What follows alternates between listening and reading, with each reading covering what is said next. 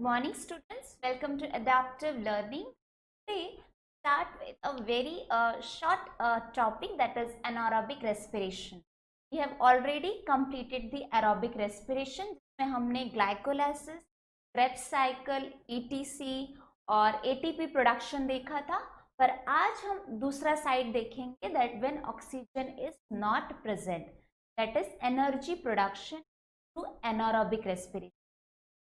यहाँ पे एक चीज आप ध्यान में रख लो, जब ऑक्सीजन प्रेजेंट होगा तो सबसे पहला स्टेप ग्लाइकोलाइसिस जो था, मतलब जिसमें ग्लूकोज ब्रेक डाउन हो रहा था और पायरुविक बन रहा था, वो स्टेप दोनों में कॉमन है, चाहे वो ऑक्सीजन प्रेजेंट हो चाहे वो ऑक्सीजन अब्सेंट हो.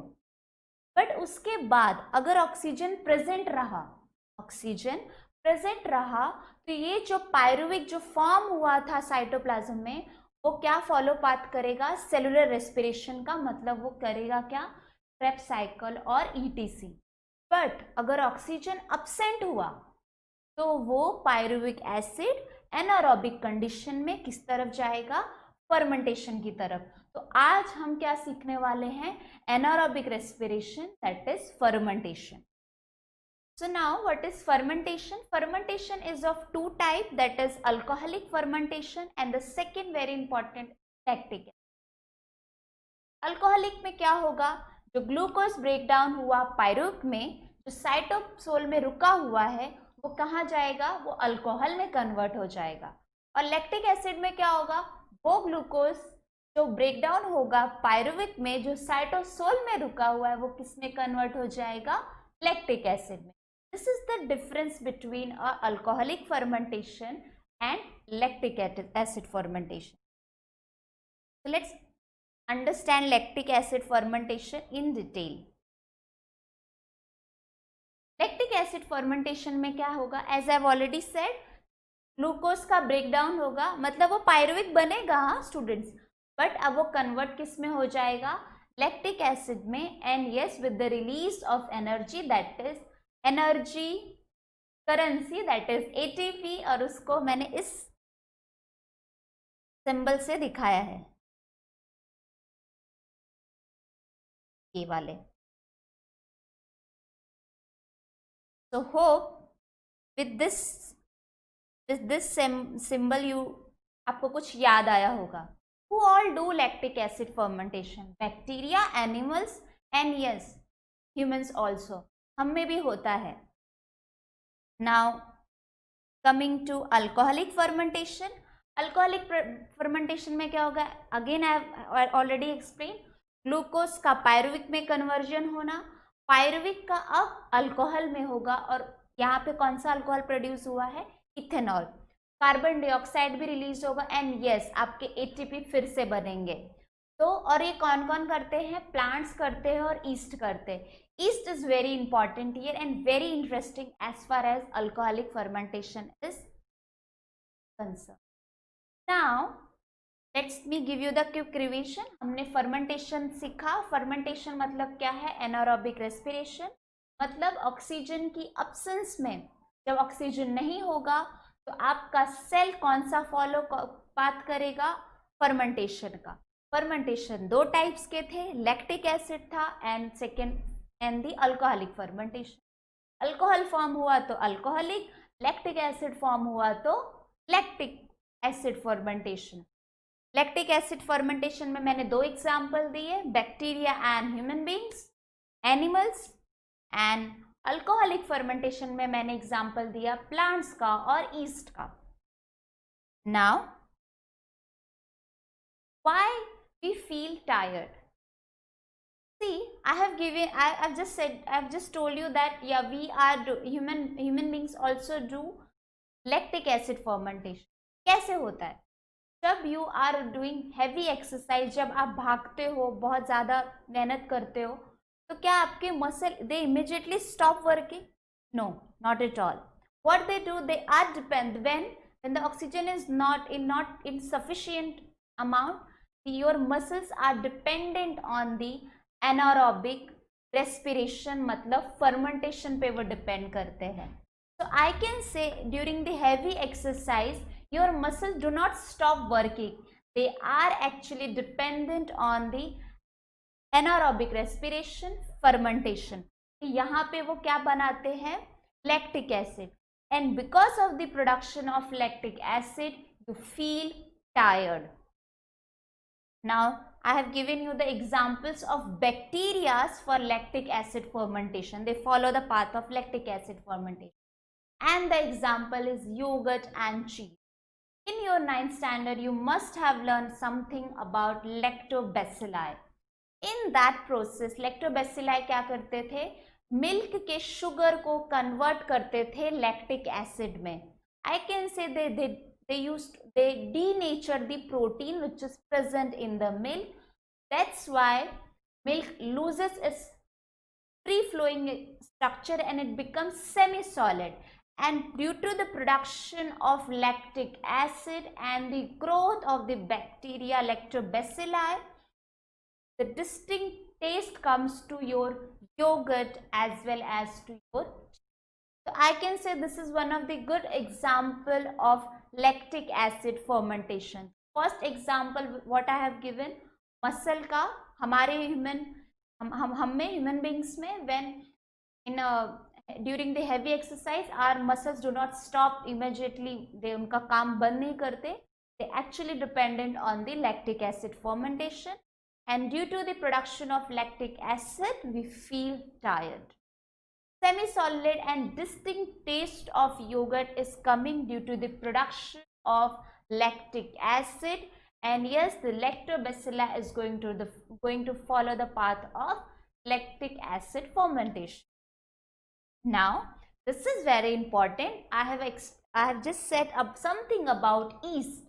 Yeast is a single cell fungi. Abhi, when I am explaining this particular slide, I just want to ask you few questions. कब anaerobic respiration होगा? कब fermentation होगा? तो आपका आंसर सबसे पहले ये आएगा, मैम जब ऑक्सीजन नहीं होगा. तो यस, तो कुछ ऑर्गेनिज्म जो ऑक्सीजन नहीं रहेगा तो वो कौन सा फॉलो पाथ करते हैं? एनारोबिक में. मैं उसका एग्जांपल्स आपको दे देती हूँ कि जो micro organism which are present in the stomach and the intestine including humans का भी, वहाँ पे ऑक्सीजन बहुत ही रेयर है. और तो वहाँ के जो ऑर्गेनिज्म जो प्रेजेंट है actually they perform anaerobic respiration. फिर सेकेंड केस आप मुझे क्या बोल सकते हो कि कौन से लोग माइक्रो ऑर्गेनिज्म करेंगे? एक तो पहला कंडीशन हो गया कि जब ऑक्सीजन नहीं प्रेजेंट रहेगी तो बेचारा ऑर्गेनिज्म क्या करेगा? It is going to follow the anaerobic respiration. दूसरा, वो कौन सी कंडीशन में करेगा? अगर उसके पास ईटीसी और क्रेब्स साइकिल करने की मशीनरी नहीं होगी, सेलुलर रेस्पिरेशन करने के अगर उसके पास एंजाइम्स और मशीनरी नहीं होंगे तो वो क्या करने वाला है? अभी दूसरा पाथ पकड़ेगा, दैट इज एनारोबिक रेस्पिरेशन. और थर्ड वेरी इंपॉर्टेंट है, ईस्ट जैसे सेल जो क्या है, दे आर ऑपर्चुनिस्टिक. ऑपर्चुनिस्टिक का मतलब समझते हो? इसका मतलब ये है कि जब तक ऑक्सीजन प्रेजेंट है तब तक तो सेलुलर रेस्पिरेशन करना है, और जैसे ही ऑक्सीजन मतलब कम हो गई, ईस्ट फॉलोज एनारोबिक रेस्पिरेशन. मतलब वो दोनों करते हैं, तो they come into the category of opportunistic organism. So now I can say anaerobic respiration 3 लोग करेंगे, 3 कंडीशन में होगा. फर्स्ट, जब ऑक्सीजन प्रेजेंट ही नहीं है तो कोई चारा ही नहीं है, we have to do. Then second, very important, अगर उस ऑर्गेनिज्म के पास मशीनरी नहीं होगी उस सेलुलर रेस्पिरेशन करने को. And third, that is east. East जैसे ऑर्गेनिज्म जो क्या करेंगे? ऑपर्चुनिस्टिक हैं, जो जब तक ऑक्सीजन है तब तक सेलुलर रेस्पिरेशन भी कर लेंगे, और उसके थोड़े देर बाद जैसे ही ऑक्सीजन खत्म हो जाएगी they will follow the anaerobic respiration. तो ये जो मैंने अभी स्टेटमेंट दिया, let me explain you with this particular example of champagne. Champagne को जब ओपन करते हो तो टिनी बबल्स निकलते हैं. वो क्या होते हैं? इसमें क्या होता है, उस बॉटल को, शैम्पेन की बॉटल को, it is allowed when it is seal, it is allowed for fermentation. इसमें क्या होगा? फर्मेंटेशन होगा. और इसमें कौन सा फर्मेंटेशन होता है? होता है alcoholic fermentation. So that alcohol is going to produce, and yes, alcoholic fermentation में मैंने क्या बोला था, alcoholic fermentation के products क्या मिलेंगे, alcohol, yes, CO2, carbon dioxide, and the third is ATP. So that CO2 is trapped inside your bottle of your sealed champagne cup bottle. So once you open that champagne cup bottle, the teeny bubbles of CO2 comes out, and for that only this drink is famous. Now, very important, another example of yeast fermentation is the porous texture of your bread. What happens in this particular thing, particular example? अब जो इसका dough है वो किस चीज का बना होता है, flour, water, and we add yeast in this particular mixture.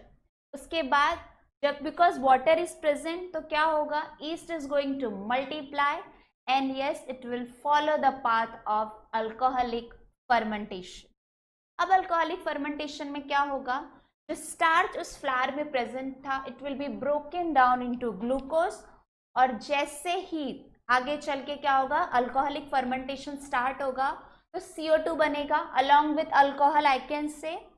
तो जो CO2 है वो क्या हो जाएगा इसमें, इस ब्रेड के उस डो में वो क्या हो जाएगा, इंट्रैप कर लेगा उसको. So once you bake that bread into the oven, तो CO2 क्या होगा, इवोपरेट हो जाएगा, वो बाहर निकलेगा.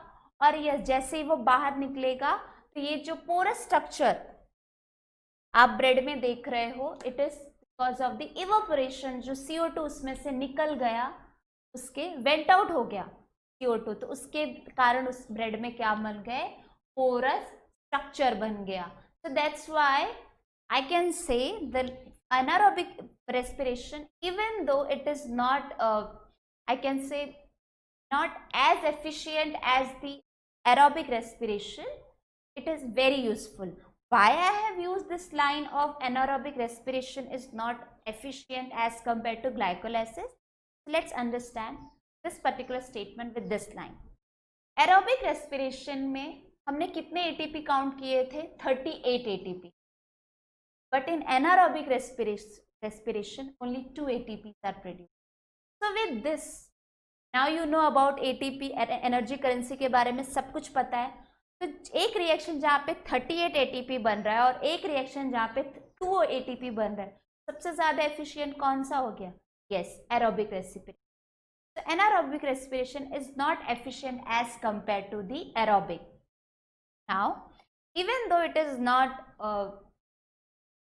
efficient, but at the same time it is very important for the organism which are living around environment where oxygen is rare or absent. First example I have given you stomach and intestine के organism, कुछ the एकदम submerged in water जहाँ पे oxygen नहीं present. With the word of submerge, I just got one more point which I need to add here, that is seed. जो seed, अगर seed को, वो seed भी during the germination it also perform the anaerobic respiration if the soil is submerged into the water. तो plant वाला भी एक example यहाँ पे समझ लो, seed भी करती हैं, plants भी करते हैं. So yes, again, even though the anaerobic respiration is not efficient as compared to the aerobic respiration, but it is very important for the organisms are living in anaerobic condition, क्योंकि इनसे इस reaction anaerobic respiration से ही उनका survival हो पा रहा है. And yes, we human beings, we have done, we have applied this respiration, we have applied this mechanism for our applications, for our things like yogurt, for champagne, and as well as the porous texture of bread. So anaerobic respiration के एक छोटे से organism जहाँ पे cell survival से लेकर एक application तक anaerobic respiration की बहुत importance है. So with this I am concluding the anaerobic respiration here only. Thank you.